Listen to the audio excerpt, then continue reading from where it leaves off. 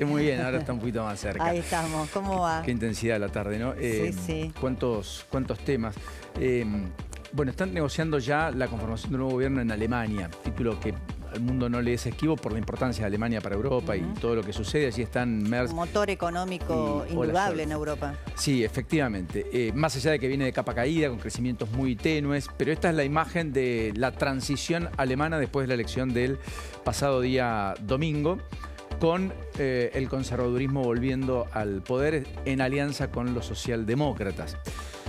Digo que es importante por todo lo que está pasando en torno a Ucrania, por la definición que ha tomado el primer ministro del Reino Unido de aumentar el presupuesto de defensa hasta el 2,5% del producto de cara al 2027, por todo el reclamo que hay en cuanto a mejorar el presupuesto de defensa para, en la geopolítica que viene, Europa tener más presencia. Se sienten muy tocados por la intromisión de Trump en medio de la negociación por la cuestión Ucrania, que aparentemente está un poco más cerca. Sí, vos sabés que la votación de las Naciones Unidas fue muy interesante ver con quiénes votó la Argentina, ¿no? Porque viste que mucho hicimos durante años ayer, nosotros, sí, de mirar las votaciones en la ONU y ver con quién nos alineábamos. Bueno, está claro que con Estados Unidos en esta decisión, pero hay que mirar que otros países se abstuvieron o votaron en favor de los intereses de Putin. Y son las dictaduras de la región a los que la Argentina decidió diferenciarse diametralmente, ¿no? A diferencia de lo que pasaba con el kirchnerismo. Sin embargo, en esta votación, y terminamos alineándonos con ellos, ¿no? Sí, votamos con Brasil, en todo caso, y votamos contra Chile y Uruguay. Y votaron contra lo que pasó en Ucrania, lo que sucede, lo que ocurre, la invasión rusa. Efectivamente, Rusia, Estados Unidos e Israel. Que yo creo que es muy importante para entender, porque la Argentina va a un alineamiento estratégico con Estados Unidos e Israel, y eso significa que una parte del mundo no la vemos o no la queremos ver. No es ni bueno ni malo, es descriptivo.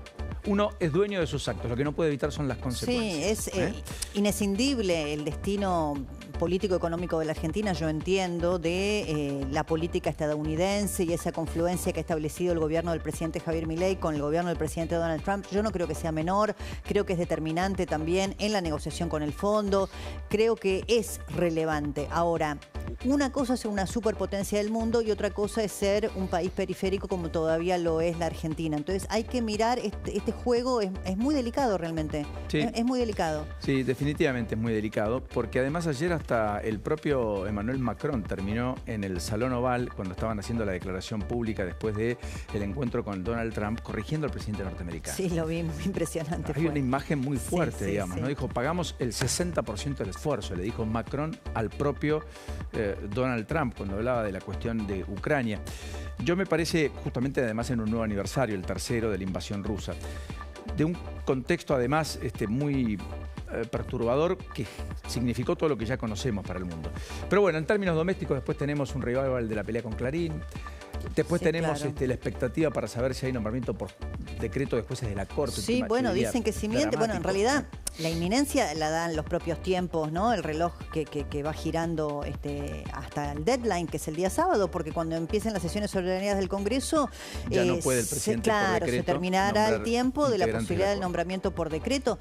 Ahora, yo me pregunto, y no lo sé, es pregunta, la especulación era que el doctor Ariel Lijo no convalidaría la idea de su nombramiento por decreto, no por una cuestión de principios, sino por este hecho de que tener que renunciar al Juzgado Federal de Comodoro Pi para tener un nombramiento en comisión que después no sea ratificado por el Congreso, por el Senado, podría dejarlo sin las dos cosas.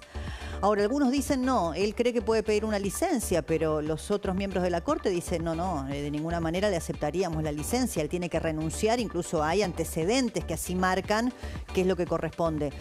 Así que bueno, hay un juego político de ajedrez de alto voltaje, de altísimo voltaje a esta hora. Me acaban de confirmar. Señores, el presidente ha firmado el decreto. De ambos. 5 de la tarde en todo el país.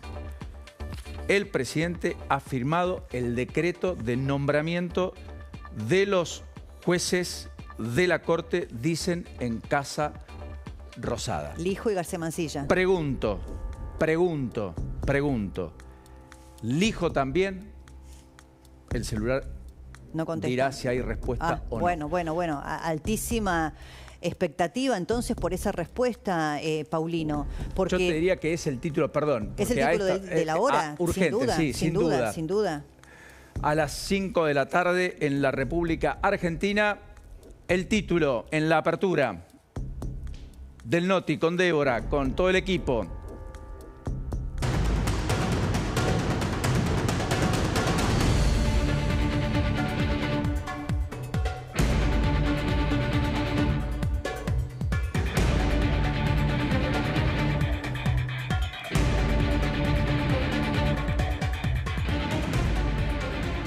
Ya confirman en el entorno del presidente que se ha firmado el decreto de nombramiento de jueces de la Corte Suprema de Justicia de la Nación por decreto.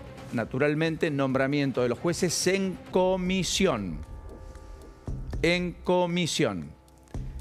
Hay un año legislativo para poder avanzar en la ratificación. Pero es el título a esta hora de la tarde. Sin duda, Paulino. Con polémicas que se vienen muy fuertes. 2 o 3 preguntas que marco en este momento con una información que está, por supuesto, en desarrollo y que tendrá rápidas réplicas, pienso yo, de muchos sectores de la política.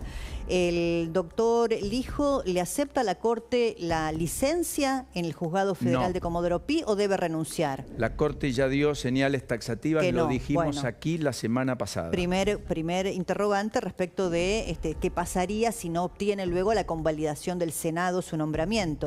Segunda pregunta, ¿los pliegos fueron retirados del Senado?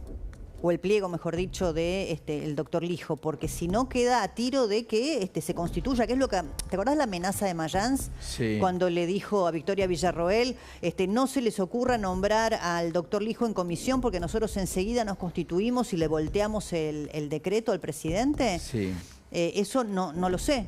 Es no sé, una Lourdes, información ¿vos tenés que no... alguna precisión al respecto de eso específico que está preguntando Débora? Estoy leyendo porque, digo al respecto, desde 1983 que no hay un nombramiento de jueces por decreto en la Corte.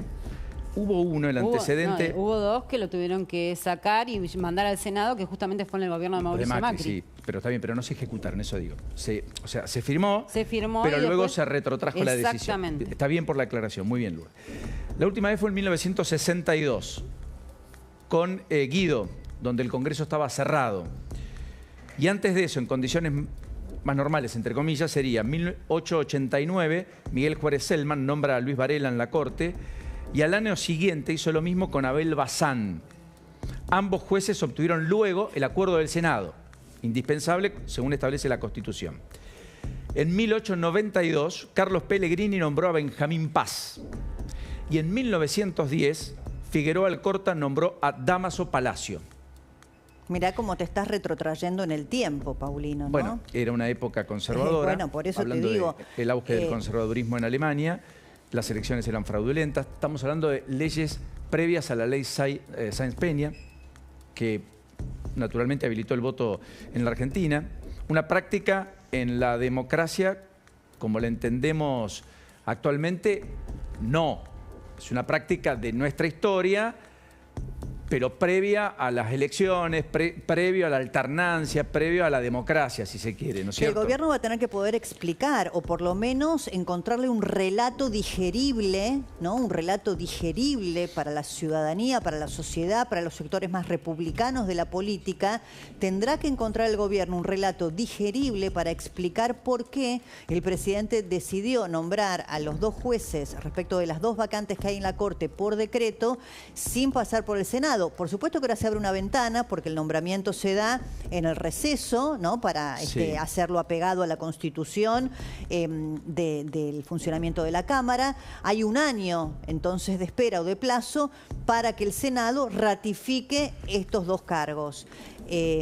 Bueno, acá el enorme escenario de fragmentación política también abre un signo de interrogación. El doctor Lijo decía tener, de hecho el pliego ya había obtenido dictamen y estaba por tratarse cuando se cayó todo la semana pasada después del Cryptogate, porque el propio doctor Lijo había dejado trascender que él había conseguido los apoyos políticos, que él mismo se había ido a buscar los votos y que los tenía. Ahora se rompe todo con el kirchnerismo en el medio del escándalo cripto y ahí se decide levantar la sesión que iba a ser el viernes pasado, donde se trataría el pliego del juez Lijo para que tenga la estabilidad que le da el nombramiento del Senado, ¿no? Estoy viendo los antecedentes porque tenía preparado justamente esto para dentro de un ratito, pero lo quiero compartir con ustedes porque hay un antecedente que es el caso Dafis, que es un precedente de octubre de 1975, 14 de octubre, jurisprudencia dictada en democracia, donde la Corte decide que cuando un juez acepta un cargo en comisión, implícitamente renuncia a su cargo anterior. La razón es que nadie puede ser juez con acuerdo del Senado y ser al mismo tiempo juez designado por decreto. Sí, esa es una discusión jurídica, política, ¿no? Pero jurídica que se da a esta hora, sin duda. Yo te digo, hablé hace muy poquito con el doctor Maqueda, por ejemplo, y él me ratificaba esta posición respecto de que el nombramiento de un juez, digamos, aunque más no sea en comisión, para un cargo como el de la Corte, indefectiblemente conllevaría la renuncia del cargo anterior. Correcto. Que no hay otras interpretaciones. Pero por supuesto que ahora van a empezar todas las interpretaciones jurídicas en el marco de la ley. Vos sabés que siempre hay interpretaciones diversas para poder acomodar un poco la situación. Sí, pero acá hay una jurisprudencia muy marcada. En el caso de 1955, José Francisco Bidú asume como juez de la Cámara Nacional de Apelaciones en lo federal y contencioso administrativo en la Sala Civil y Comercial. Desempeña el cargo hasta que el presidente José María Guido lo nombra juez de la Corte por medio de un decreto 97-53 de septiembre del 62, que te hice referencia hace un ratito, ¿te acordás? Que dije es el antecedente más inmediato. Desde el 83 hasta esta parte no hay un nombramiento de un juez de la Corte en comisión por decreto, salvo el episodio Macri, que terminó, como ya todos conocemos, y bien Lourdes marcaba. O sea, el último nombramiento es el que acabo de mencionar, José Francisco Bidú, hecho por José María Guido, por el decreto 97-53 de septiembre de 1962. Bueno, esa designación en comisión, al encontrarse disuelto el Congreso y expirar al finalizar el primer periodo de sesiones parlamentarias posterior a ella, hecho que se produjo el 30 de septiembre de 1964, teníamos la vieja Constitución, el periodo legislativo ordinario iba del 1 de mayo al 30 de septiembre, porque recuerden que diputados y senadores venían en carruajes, etcétera, y por lo tanto había 6 meses de sesiones extraordinarias. Después la Constitución reformada del 94 eso lo modifica. Bueno, no obtuvo el acuerdo. Bidú entonces dimitió el 1 de octubre de 1964. Luego se dedica a la profesión. En octubre del 65 se postula para presidente del Colegio de Abogados de San Isidro. Luego de impugnar el escrutinio que lo dio por perdedor, aceptó la victoria de su contrincante. Pero lo cierto es que asume como juez, insisto, de la Cámara Nacional de Apelaciones en lo federal y contencioso administrativo, en la Sala Civil y Comercial, José Francisco Bidú, 1955, desempeña el cargo hasta que el presidente lo nombra juez. La designación fue en comisión, estaba disuelto el Congreso, expiraba al finalizar el primer periodo de sesiones y dimite porque no le dan el plafón. Ahora, vos, por lo que estás leyendo de algunos antecedentes o de la jurisprudencia, ¿crees que Ariel Lijo estará dispuesto eventualmente a quedarse sin su juzgado en Comodoro Pi? Primera definición es que no tenemos claro que haya sido Lijo nombrado por decreto del presidente. No bueno, porque esa es la última pregunta que vos hiciste en el WhatsApp decreto, y no te respondieron. Exacto, el decreto fue firmado. Cuando pregunto a Lijo, entiendo que sí, me dice, pero entiendo que sí no es sí. A mí me dicen lo mismo, entiendo que sí. Bueno, por eso. A mí me dicen directamente que todavía no salió de la Secretaría General de Presidencia. La intención está, el decreto está firmado. Entonces, efectivamente, lo que resta de dilucidar es si es Lijo. Debe ser Lijo, porque si no, tendríamos una sorpresa. ¿Podría haberla? Sí, podría haberla. Yo entiendo que si el Lijo es nombrado por decreto en comisión es porque el Lijo aceptó. Lo que implica es que el Lijo va a tener que dar un paso al costado. La presión va a estar para los senadores, con los gobernadores, la política de vuelta, ya lo hemos vivenciado. El kirchnerismo fundamentalmente, mantenemos eso. Paulino, por una cuestión, si querés, numérica. Acá la negociación, perdón Lourdes, con esto cierro, es con el kirchnerismo porque tienen 34 senadores. ¿no? Entonces acá la negociación es claramente o fundamentalmente con ellos, ¿no? Sí, perdón, Lourdes. Sí, que no, les quería decir, desde el entorno del hijo a mí me dicen que todavía no saben nada ellos, ¿eh? O sea que el hijo dice todavía no sabemos nada.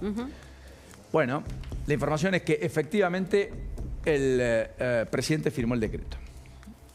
Esta es la información que tenemos a esta hora. Bueno, lo cual, Débora, yo te diría... es una información de altísimo vuelo, en la previa además de la presencia del presidente el sábado en la inauguración de las sesiones ordinarias del Congreso y con muchos signos de interrogante por delante, ¿no? Si es Lijo o no, si el doctor Lijo acepta renunciar a su juzgado y eventualmente, si no es ratificado luego por el Senado, quedarse sin ambas postulaciones, si va a pelear, digamos, en una cuestión técnica la posibilidad de tener licencia y así todo ser nombrado por decreto o en comisión por el presidente. Son muchas preguntas que a esta hora todavía no tienen respuestas, ¿no? Definitivamente. Señora, un enorme placer. Igualmente, siempre, Paulino, Débora. gracias. Perdón, pero irrumpió en escena, algo que estábamos ahí pendientes de la confirmación.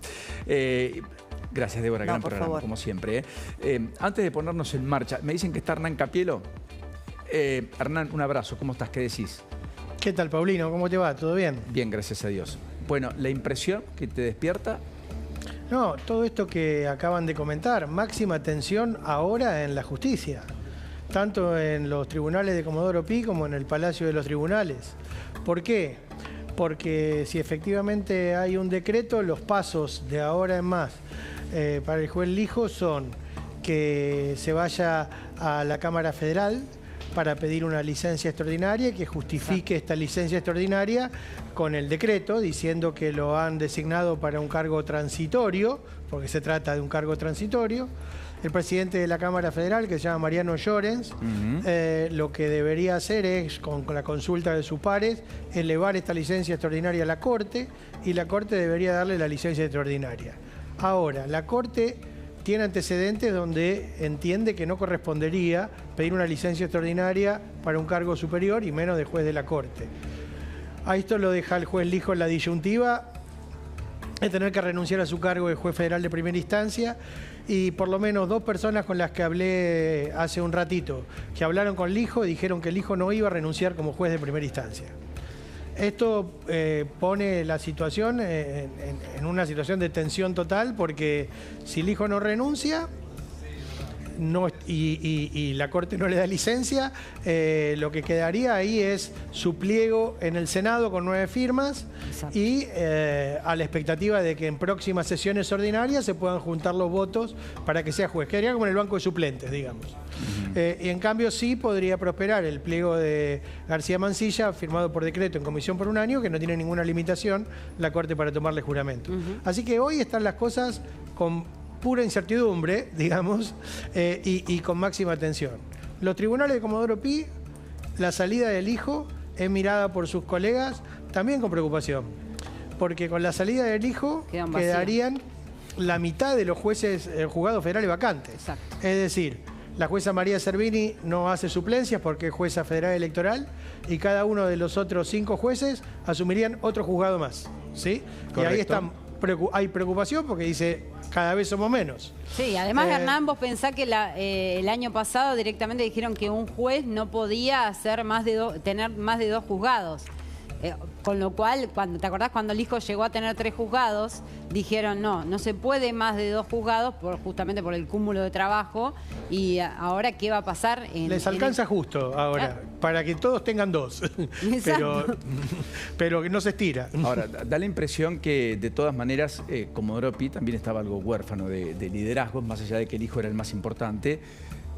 Porque ahí estuvo Yarvida, ahí estuvo Bonadío, Canicova, Corral, qué sé yo, solo por citar algunos. Canicova era uno de los que más reunía en su momento. Exactamente. Cuando se fue Canicova, digamos, como que Ariel Lijo asumió ese rol, ¿no? No era jefe, pero era un primus inter pares, era un poco más que el resto. Pero no cambió la dinámica, ¿eh?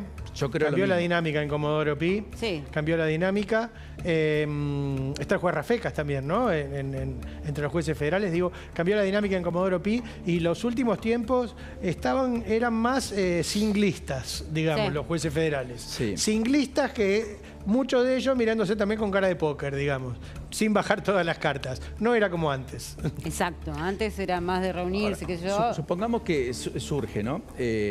Yo insisto, la información que tengo es que el presidente ya lo firmó y que el decreto, salvo contratiempo, se va a conocer esta medianoche. Suponiendo que asumen efectivamente García Mansilla y Lijo, ¿es necesariamente algo lineal que cambia la ecuación de poder en la Corte y que pasaría a Lorenzetti a tener mucho más poder que Rosati? Lorenzetti dijo, si cambian los componentes, si hay más integrantes, si la Corte llena las vacantes, deberíamos volver a votar para ver quién lo conduce. ¿Vos crees que eso cambia definitivamente o no? Yo creo que está por verse, creo que primero tiene que despejarse esta ecuación que estás planteando vos, que es lo que dijo Lorenzetti. Si se cambia la integración, tiene que cambiar la votación. Vamos a ver si hay suficientes votos para eso. Después, yo creo que... a ver, por un lado, el juez Lijo puede ser una especie de delegado de Comodoro Pi en la Corte, porque sería algo así como su vocero de sus necesidades de los jueces federales. Y recordá cuando creó la JUFE, ¿no? Claro, la Asociación de Jueces Federales, empujado también por Lorenzetti. Pero ahí no sería una alineación automática, creo yo, con Lorenzetti. Hay que ver cómo se dan las posiciones en cada caso. Y a García Mansilla, yo lo veo, si vos querés, por sus miradas, por algunos aspectos del derecho, más cerca de las posiciones de Rosenkrantz. Claro, que en todo caso sería más cercano a Rosati. Yo tengo un antecedente. Rosati creo que es una sola vez... sí, creo que fue a la Universidad Austral invitado por García Mansilla, la toga, ¿no? Una sola vez. Y fue invitado por García Mansilla, Rosati. Todo el mundo dice que García Mansilla con Lijo reconvertiría en el esquema de poder interno de la Corte y pasaría a Lorenzetti a ser un hombre más empoderado. Bueno, yo creo que hay un tema ahí. No lo tengo tan claro ni creo que sea tan lineal. La verdad que no creo que sea tan lineal ni lo tengo tan claro. Pero suponiendo que eso ocurre, yo creo que la última palabra no está dicha y que si hay un año de ventana para que el Senado valide o no los pliegos, probablemente vuelva a tomar asidero la idea de una reforma más integral de la justicia y en particular una ampliación de la Corte. Sí, únicamente así podría ser que Lijo consiga los votos que necesita y García Mansilla también, si hay otros candidatos también en el escenario. Perdón. Último momento. Definitivamente, me gusta decir esto, perdón. ¿Puedo, Hernán? Somos un medio de comunicación, somos un grupo de medios. Somos lo que nos gusta hacer. Nos gusta dar noticias.